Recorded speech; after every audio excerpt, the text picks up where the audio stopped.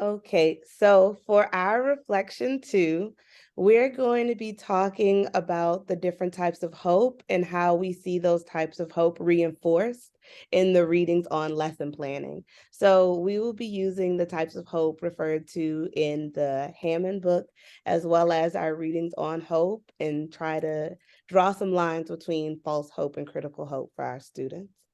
So these are the four reflection questions we've chosen to focus on today, and they will guide a good bit of our conversation. So is there anyone we want to start off with? Um, I guess we can jump into question two. Okay. Just jump around. As far as we're considering your students, just because, well, the reason why I want to start with that is because obviously the class is based on culturally responsive teaching. So that's the biggest thing of it all, is just like our impact on our class. So we had thought about my subject of I guess expertise with teaching math, because there's two TEKs that directly I feel like relate to culturally responsive teaching, or it's easier to incorporate it, I'll put it that way. So one TEK being the estimating college, which is 8.12G, and then the other one is comparing simple interest versus compound interest, which is 8.12D. And we usually teach them together. And that one, I think you put like instilling Socratic versus mythical hope. And I feel like the mythical hope part is that idea of like every student needs to go to college and every student can go to college, and just pushing college, college, college. And I know for my students, I get the kind of a pushback of, I'm not going to college, or I'm going to go work, or I'm going to go do this. And it's not even about like they don't think that they're smart enough to go to college or be enrolled, but it's just that's not a practical idea for them. That it's just not attainable, whether that is money, whether that is not even understanding what loans are. They don't know what FAFSA is, or they don't understand what grants are. They don't understand that there are, scholarships for first generational students, which a lot of them are. They don't have that luxury, because at the end of the day, financial literacy and like learning about how to get to college is a luxury, and they don't get that. Like, so every day they come to school and it's like, you need to do well because you need to go to college, you need to this. And it's kind of like a false hope. It's kind of like, I don't see that happening. So at least for me in my class, I really do try to teach them that there's trade schools, there's community colleges, there are grants, there's work study, there's, financial aid through, from the government. I try to tell them like, hey, I didn't have a whole bunch of money. My parents didn't pay for school. This is what I had to do to get there. And it's similar. And they're like, oh, okay. So maybe it is feasible. But with nobody teaching the students or taking 2 minutes out of their day to kind of make it real for them, they can't make that connection, and they can't see themselves even going far or fighting against those stereotypes, or different things like that, without that knowledge of like knowing what to do to create this sense of hope that we try to instill in them as teachers. Yeah. I feel like you made a really good point, and where it touches on like that Socratic hope versus mythical hope was just kind of like how you were saying it so frankly, right? Like all of our students' futures are not the same, right? And we just keep pushing college and career. We push college and career. But I think the Socratic hope part of it is recognizing the inequities in our country that does not make college and like that everybody's availability or that everybody's possibility. Like kind of looking at, I think of like my kids who have a lot of responsibility at home. And I feel like conversations like what you're talking about in your classroom, like preparing for career options right out of school, allows them to feel like, okay, I'm not going to abandon anyone, but there are still options that I need to take care of now, right? Even if I want to go into construction, because I know that I'm not moving away from home, there are things that I can do right now to make sure that I'm like a foreman on a construction yard and I have a better route or more depth. I don't know. I feel like that's a very good perspective of recognizing inequalities and being able to make actionable steps so that we don't have more generations of inequalities. And I think that brings up that, remember I was telling you guys about how like Dr. Johnson brought up how she used to work at a different school. I think it was in like Louisiana or somewhere. And she was telling our class about that document that she saw where it gave like the opinions of education from different ethnicities of students or whatever. And it was saying how like white students really value education. I think it said like Black students were like lazy or we didn't care. And then like Mexican students they're just going to drop out after 16 and go work. But I feel like what you just said, I didn't even really think about how that can feed into that stereotype of they have to stay home and take care of family, or they're an older sibling, or parents are depending on them. So like you said, college is almost looked at, they might not be looking at it as like a betterment of themselves, but really just abandonment of their family. So it's not even a thought, because they're not looking at it as education. They're looking at it as, okay, I'm gonna be away. I'm not gonna be able to support my family. And the way my family needs me right now is for me to go to work, or for me to stay home and do X, Y, and Z. You know what I mean? So I feel like that I never even thought about it in that way until you just said it just now.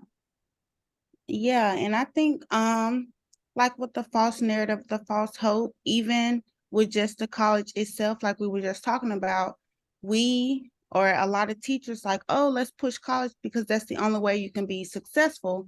And our students are starting to realize, like, I don't need to go to college to get rich. I can be TikTok famous. Like, I don't have to play into this false narrative, this false hope of, oh, this is the only way that I can be successful. And thinking about it in my math class, I know like my partner teacher, when she's talking to the kids, she's like, oh, you need math, da da da. And I have to tell them, like, it's not really the math that you need, but it's the stuff that you get out of the math. Like, you need to know how to problem solve. You need to know the reasoning behind stuff. Like, they'll ask me, like, oh, when am I going to need ratios? I'm like, well, I don't really think about ratios, but when I'm cooking or doing different types of proportions, I'm thinking about the reasoning and coming up with the connections and things like that. So yeah, just giving them those skills that they need to really get into what they want to be and stuff like that. Something from the reading that really changed my perspective was the reading on STEM education, or culturally relevant STEM education, and the importance of STEM literacy in reading. And the reading just kind of went into how literacy is obviously important and something that all of our students struggle with, but how in STEM, because of like the math and science, we often forget the importance of literacy in that field. And I think that I'm kind of guilty of it in my classroom, because I feel like some of these skills I know I can give my children the basis of without them needing to read, right? And when I know days that I don't force them to read, or days that I'm going to get more smiles and things like that, there'll be less behavioral issues. But I'm realizing that I'm in some ways robbing my students like out of this. You remember that chart of like warm demander versus that other one that was warm? I don't remember what it was, but I feel like I'm being the other one, right? Like I'm so afraid of my children failing to read that I often rob them of opportunities to improve that skill. And thinking of the different types of hope, I'm realizing that like literacy, to be literate, is truly like a material, even if it's not something that we can feel or we can touch. And that I'm like robbing them of that material hope, right? Like my students know that they're going to get a science test, and when they struggle to read the first time, like because I've avoided them reading to build up their science self-esteem, they're going to struggle to read a lot of them the first time when they're taking that STAR test on their own. And they won't have that material hope. They won't have that confidence in science, like reading comprehension, because of like my avoidance of it. So I don't know. My question for the group is like, what are other non-material materials that we're supposed to be passing on to our students that could be forms of material hope that we just have never thought of before? Like, I know they talk about discipline a lot, or like students being able, but I don't know, that I'm always torn about, because I feel like that's like school to prison pipeline. Like, are we really making our children disciplined to give them like the skills to work in a workplace, or am I making disciplined so that it's easier for you to incarcerate them in the future? Right. I feel like that kind of ties into like kind of, I don't know if it's necessarily material, but from what you're saying, like, and also what Jakara said as well, just like tying in the importance. So like I feel like the administrator role, I don't know about y'all school, but it's like for us, it's always bell to bell instructions, no time for anything else. But I feel like when your students see you kind of break away from that, even if it's for 2 minutes, 5 or 3 minutes, just to talk about their career goals or what they want to do in life or what they like, their interests, their, and just kind of using that maybe even a little bit to your benefit. Oh, you know what I mean? Like if they, I don't know, sometimes I'll ask like, what's the most popping game right now? And I might incorporate that into like a game day for us. And it still deal with math, but it's like, okay, they have knowledge about this. How can I use it in my day-to-day classroom to make them feel empowered essentially in creating that student voice, you know what I mean? And let them add on to that, to the classroom experience. So I know like what you said with reading, I struggle with that too, because sometimes it's like, I know you're embarrassed by that, you know what I mean? Or I don't want to create a hostile, classroom culture environment, but I know that it's important that you read. So sometimes well, one that we put here, I do modified test questions to put students' names or like, on the question, it might be, oh, they went to go buy this game or that game, so they can recognize some of the words. But again, on STAR test, it might not always be that way. So it's like we do have to get creative and figure out other ways to get them to read. And you like lately, now that we're in STAR prep, when I walk around, if before they ask me like, or if they say, oh, I need help with this, I make them read it to me. And even though it's quiet, it's still out loud. You're still reading out loud, which kind of forces you to really work through those words. And even when they struggle, I try to be like give them nonverbal signs, like, yeah, good job, that's right, like just like that, or whatever. And also modeling mistakes on my own, like I'm quick to tell them, hey, I teach math for a reason. I cannot spell, I cannot read, like they see me make mistakes and it's like, okay, I can make a mistake and like we can work through it. Or like if I make a mistake, even mathematically, that's outside of reading, I try to be like if they be like, wait, miss, I don't think that's right. I don't get mad at them. I try to turn it into like okay, great, I'm glad we caught that mistake. So that way you guys can see how we fix it. Or, if you ever catch and have that mistake or whatever, I don't know. Like, I don't think we can, I don't know. It's like we can have all these materials, physical materials, but if we don't know how to use them, they're not going to benefit the students. And then sometimes I feel like when we get too physical material heavy, it just feels like another thing we're making them do that adds to that school to prison pipeline story, because it's like they're just worker bees at this point. We're just feeding them stuff to please who, like admin or like the district or whatever, I think that's like a really cool consensus to come to, right? Like there are just like non-tangible materials that are forms of material hope that we really should be prioritizing if we're trying to instill like critical hope in our students. Yeah. Go to the slide with Miss Shaw on there. Oh yeah, that's what I was about to say. Like that was a really good quote on it. Though, like her practices, I feel like those are essentially non-tangible like things that she's doing that actually does help her students. These 6 things that she does, especially like the promoting, moving beyond materialism. Right. Yeah. So it's like all of those things. It's not something that's in hand, that we it's almost like it has to kind of be in you, in that creativity that you have to have in yourself to, I don't know, push your students. Cause I feel like it isn't being a culturally responsive teacher. I feel like I'm always going to say this, but it's easier for us because we're minorities. So it doesn't feel like we have to step outside of this comfort zone to make our children feel seen. I feel like honestly, we do it without even thinking, just showing. And it feels more like authentic. Right. Right.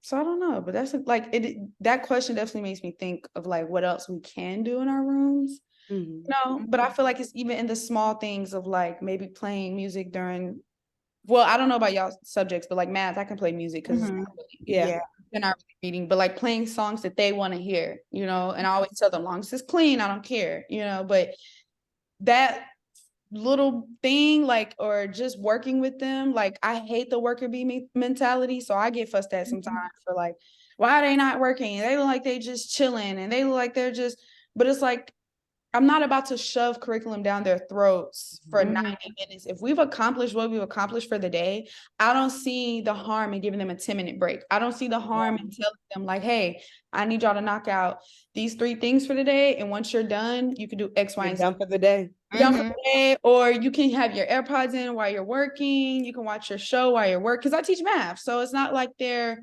truly reading and interpreting and annotating. Oh, we got to but like I don't know. I feel like it's not that hard to incorporate into our curriculum. You know, I feel like it's just a matter of, again, changing a name on a test question, or maybe building in certain things that they like, or even with Jakara's example with ratios. Like, I feel like that was a good one because they do question math. Like, I don't need this. I need this. Like, when I'm gonna use y equals mx plus b, and I always tell them, when you get a job, you start calculating how much you get paid. That is that, you know, that plus the bonuses and stuff that we keep trying to calculate. Like that goes into the real world connection. Okay. So I think we have a little less than a minute.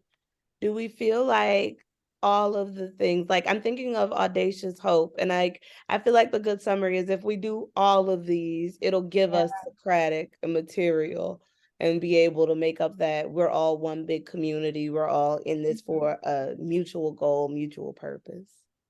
I agree. Yeah.